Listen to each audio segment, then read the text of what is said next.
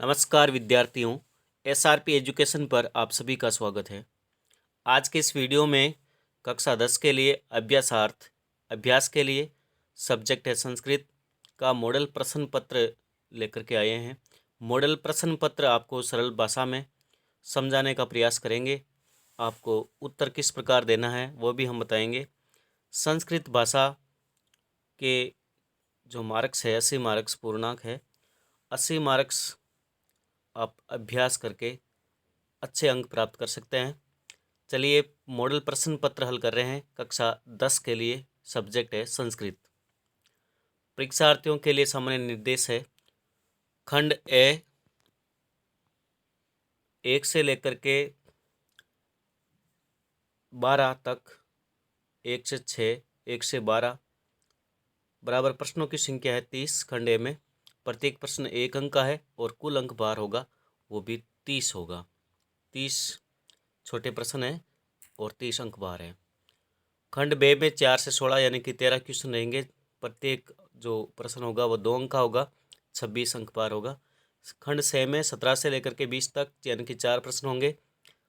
प्रत्येक प्रश्न 3 अंक का रहेगा और टोटल अंक पार है वो 12 रहेगा। और लास्ट है द खंड, जिसमें 21 से लेकर के 23 तक 3 प्रश्न है, 4 अंक के हैं और 12 अंक टोटल है। चलिए शुरुआत करते हैं खंड ए की।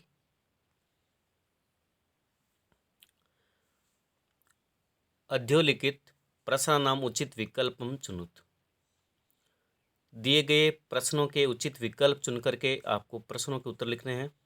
अ, ब, से या दे इनमें से सही ऑप्शन कौन सा है वो आपको चुन करके लिखना है। व्याघ्रस्य उपासम करोति। पहला क्वेश्चन है व्याघ्रस्य उपासम करोति।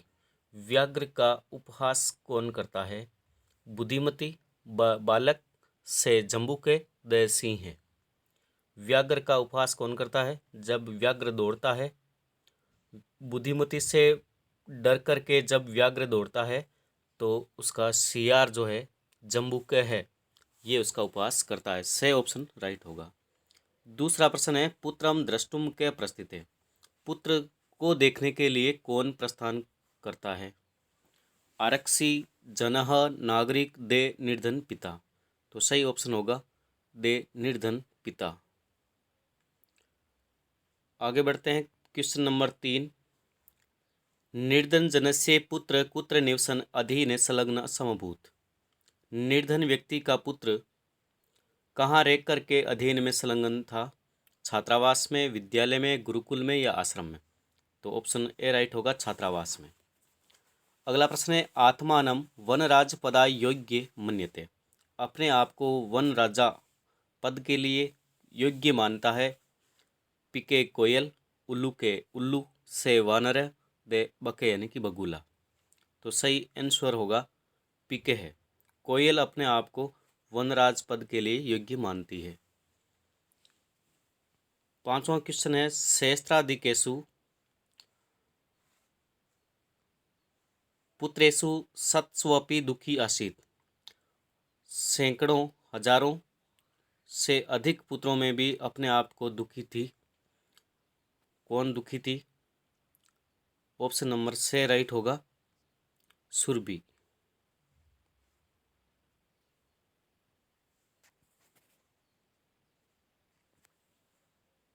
छठा क्वेश्चन है रामाय आसनार्धम उपवेशति। राम आधे आसन पर बिठाते हैं। ए ऑप्शन लवकुश को, ब धीरध्वज से शत्रुघ्न को और दे सीता। तो ऑप्शन नंबर ए राइट होगा, लवकुश को राम आधे सिंहासन पर बिठाते हैं। सातवां क्वेश्चन है व्यायाम शर्म व सदैव मानवस्य भवति दुष्करम सुलभम हितकारक दुग्धकारक। तो से ऑप्शन राइट होगा, हितकारक है। आठवां अश्वचेत धावने वीरे भारस्य वहने खर है। श्लोक है यदि घोड़ा दौड़ने में, धावने यानी कि दौड़ने में वीर है तो भार वहन करने में भी जो वीर है वह है खर है यानी कि गधा। नवा क्वेश्चन है गुणी गुणम वेति ने वेति दुर्गुणो निर्गुणो सगुणो ने कोपि ब निर्गुणो। दसवां है वाहना नाम अनंता पंक्तियों धावंती। वाहनों की अनंत पंक्तियां है वो दौड़ती है। एक कानन है, प्रदेशे से महानगरेषु दे ग्रामेषु। तो ऑप्शन नंबर से राइट होगा महानगरेषु। समीक्षे शब्दस्य अर्थम अस्ति। समीक्षे शब्द का अर्थ है समीक्षणा। अगला है बलिवर्दाभ्याम क्षेत्रकृषणम कुर्वन् आसीत्। बैलों की जोड़ी के द्वारा खेत में कृषण यानी कि खेती कार्य कौन कर रहा था? कृषक, कर्मक्रय, श्रमिक या खनित्र? तो ऑप्शन नंबर ए राइट होगा, कृषक है।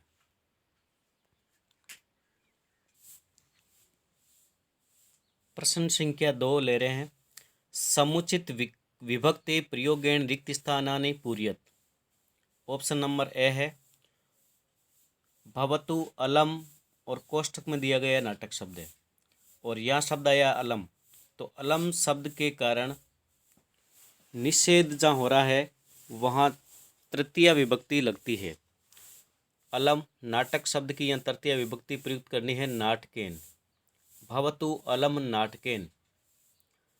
स है स गार्ग्यो अस्ति गोत्रः। तो यहाँ भी तृतीय विभक्ति होगी गोत्रेण। स गोत्रेण गार्ग्यो अस्ति, वह गोत्र से गार्ग्य है। ख है कोष्टक में शब्द से समुचित रूप प्रयोगेण रिक्त स्थानानि पूरयत। से अपि रोचते, रुच धातु है इसलिए चतुर्थी विभक्ति होगी। अस्मद की चतुर्थी का एक वचन होगा स मह्यम अपि रोचते। मह्यम अस्मद शब्द का चतुर्थी एक वचन यहाँ प्रयुक्त होगा स मह्यम अपि रोचते। अगला है रामदत्तः अपि अनुसरति, और कोष्ठक में दिया गया दारक शब्द। तो ये होगा रामदत्त अपि दारकम अनुसरति। अगला है बाल के गुरुवह नम धातु तव्यत प्रत्यय जोड़ करके यहाँ शब्द प्रयुक्त करना है नम तव्य।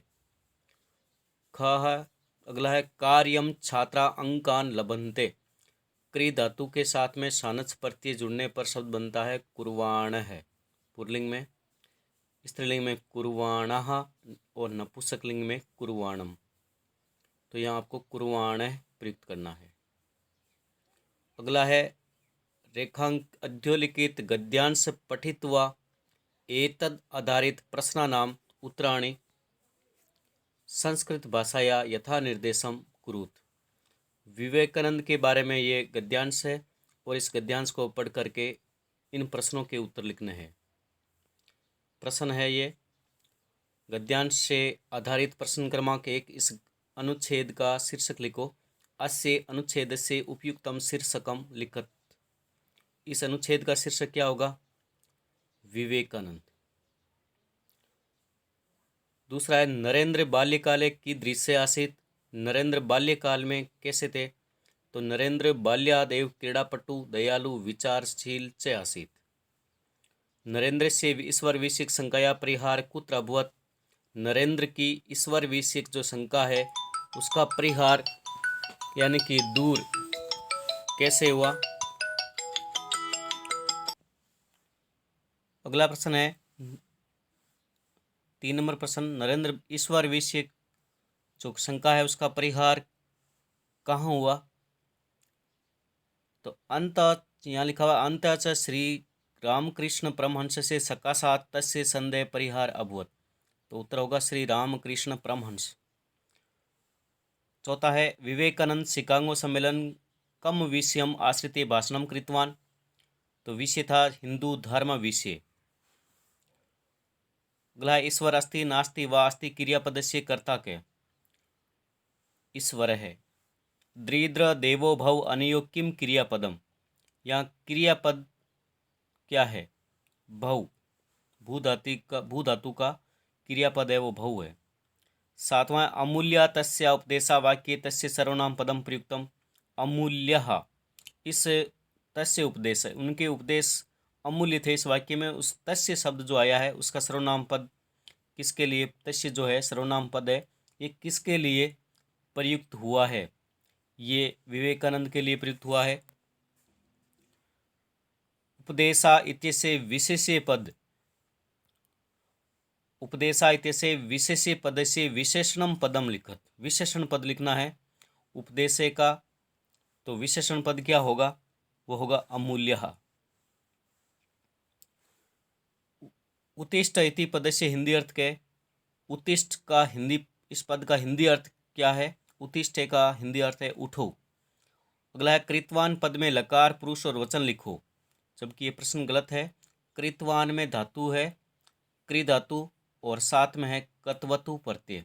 कतवतु प्रत्यय, प्रकृति प्रत्यय कृतवान का होगा कृ धातु कतवतु प्रत्यय।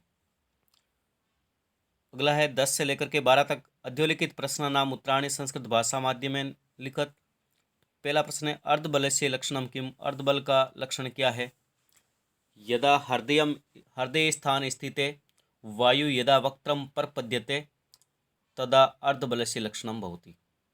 जब हृदय स्थान में स्थित जो वायु है मुख से बाहर निकलने लगती है, यानी कि श्वास फूलने लगती है, तब वह अर्धबल का लक्षण होता है। अगला है अस्माभि कीदृशा वृक्ष सेवितव्य। हमारे द्वारा किस प्रकार का वृक्ष है वो सेवा करने के योग्य होता है? तो अस्माभि महावृक्ष सेवितव्य। लघुत्रात्मक प्रश्न है संधि विच्छेद करके संधि का नाम लिखो। विपद काल, तो विच्छेद होगा विपद काल।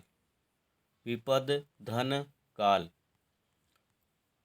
तो पद के अंत में तृतीय वर्ण है, तो यहाँ पर प्रथमा वर्ण हो जाएगा विपद काल। द के स्थान प्रत्यय हो जाएगा उसी वर्ग का, और ये चरत्व संधि का उदाहरण है, चरत्व संधि का। अगला है चित्तकेश च, तो चित्तकेश च में पद में विसर्ग संधि है, विसर्ग सत्व संधि है। चित्तकई धन, चित्तकई विसर्ग धन च, विसर्ग सत्व संधि होगी। पांचवें प्रश्न में संधि करके संधि का नाम लिखो। शुप अंत, तो शुप में प है तो वह हो जाएगा बे में बदल जाएगा, पद बन जाएगा शुभंत, और संधि होगी जसत्व संधि। अगला है अरिये अपि, ये हो जाएगा उत्व संधि का उदाहरण। अरिये के स्थान पर ओ की मात्रा हो जाएगी अरियो, और अगला है वो अवग्रह बन जाएगा ए, और आगे का पी। अरियो अपि उत्व संधि। आगे है समस्त पदों के विग्रह करके समास का नाम भी लिखो। पितृ, पितृ को हो जाएगा माता चे पिता चे, द्वंद्व समास का उदाहरण है। और अगला है मधुर दुग्धम, कर्मधारय समास का उदाहरण है मधुर दुग्धम। मधुरम दुग्धम, मधुरम दुग्धम।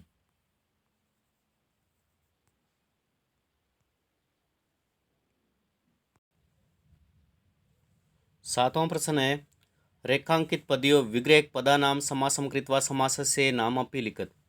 पाणि चै पादौ, पाणि पादम द्वंद्व समास होगा। वर्षम वर्षम प्रति, प्रति वर्षम यहाँ पर अविभाव समास होगा। आठवां क्वेश्चन में दो पद दिए गए हैं, इन पदों को उपसर्ग और बाकी का जो शब्द है वो अलग करके लिखना है। अप उपसर्ग है और आगे शब्द है अप धन हरति, जिसमें अप उपसर्ग आ गया और ये पद आ गया। अगला है अवरोहति, अवरोहति में अव उपसर्ग है और आगे शब्द आ जाएगा रोहति, अवरोहति। प्रश्न नंबर है 9। अहम जयपुरम गमिष्यामि, गमिष्यामि लरिट लकार है तो स्व पद आएगा आने वाला कल। अहम स्व जयपुरम गमिष्यामि। और यहाँ है ज्ञानम ने मुक्ति, ज्ञानम विना, अव्यय शब्द आएगा विना, ज्ञान के बिना मुक्ति नहीं है। अगला है संख्यावाची शब्दों को संस्कृत में लिखो 382 और 3031। तो सबसे पहले इकाई से शुरू करना है, और यदि दाई है तो दाही का अंक लिखना है। तो सबसे पहले 82 को संस्कृत में लिखना है। 82 को द्वयाशीति, द्वयाशीति अधिक त्रिशतम, और 3031 का होगा। पहले इकाई और दाई दोनों को लिख सकते हैं साथ में। अकत्रिशत, एकत्रिशत अधिक त्रिसहस्त्रम। 11वां प्रश्न है चत्वरे, रेखांकित पद आधारित होकर के प्रश्न निर्माण करना है। चत्वरे एक स्थानवाचक शब्द है, यहाँ आ जाएगा प्रश्नवाचक चिन्ह कुत्र। उभौ स्वम कुत्र स्थापितवन्तो। और यहाँ है सुंडेन में तरते एक वचन, गजे पशुन तुंदतम सुंडेन पथित्वा मारयति। सुंडेन के स्थान पर हो जाएगा केन, किसके द्वारा। आगे प्रश्न क्रमांक है 12वां, जिसमें अन्वय करना है। 13वां प्रश्न में शुद्ध करके लिखना है, जिसमें से बालिका लिखा है तो से के स्थान पर से पुल्लिंग है, तो बालिका स्त्रीलिंग है, तो यहाँ से के स्थान पर सा आ जाएगा, सा बालिका जलम पीबती। किम अहम अपि चलिष्यति, तो यहाँ अहम आया है तो यहाँ चलिष्यामि आएगा, अहम अपि चलिष्यामि। अगला प्रश्न है, पाठ्य पुस्तक से 2 श्लोक आपको कंठस्थ करके शुद्ध भाषा में लिखना है। 15वां है, जननी तुल्य वत्सला इति पाठ का सारांश जो है वो हिंदी भाषा में लिखना है। 16वां प्रश्न, जिसमें पाठ्य पुस्तक का पद्यांश है, संस्कृत भाषा में भावार्थ लिखना है। 17वां प्रश्न में हिंदी भाषा में अनुवाद करना है। 17वें के बाद में है 18वां क्वेश्चन, जिसमें पद्यांश का सप्रसंग हिंदी भाषा में अनुवाद करना है।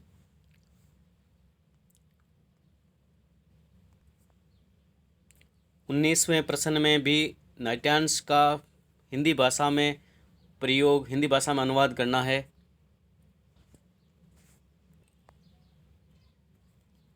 प्रश्न क्रमांक 20, जिसमें कथा कर्म संयोजन करना है। 21वां प्रश्न में या तो आपको अध्ययन प्रमाण पत्र की आवश्यकता है और प्रधानाध्यापक के लिए आपको अध्ययन प्रमाण पत्र प्राप्त करने के लिए एक प्रार्थना पत्र लिखना है, या अथवा में जो दिया गया है जिसमें आपको मंजूषा से पद चुन करके आपको रिक्त स्थान की पूर्ति करनी है। आगे है 22वां प्रश्न, जो भी मंजूषा से संबंधित है। एक वार्तालाप है, संभाषणम है, और दिए गए जो मंजूषा है उन्हीं में से चुन करके पद आपको रिक्त स्थान में पूर्ति करनी है। अंतिम प्रश्न जो है 22वां प्रश्न ही है। धन्यवाद विद्यार्थियों। अंतिम जो प्रश्न है उन प्रश्नों को हल करने में समय अधिक व्यतीत होगा और आपका अभ्यास ही सबसे महत्वपूर्ण है। धन्यवाद विद्यार्थियों। आज के इस वीडियो को देखने के लिए आपको धन्यवाद, और आपसे एक बार पुनः रिक्वेस्ट है, यदि आप चैनल पर पहली बार हैं तो चैनल को सब्सक्राइब भी जरूर करें। धन्यवाद।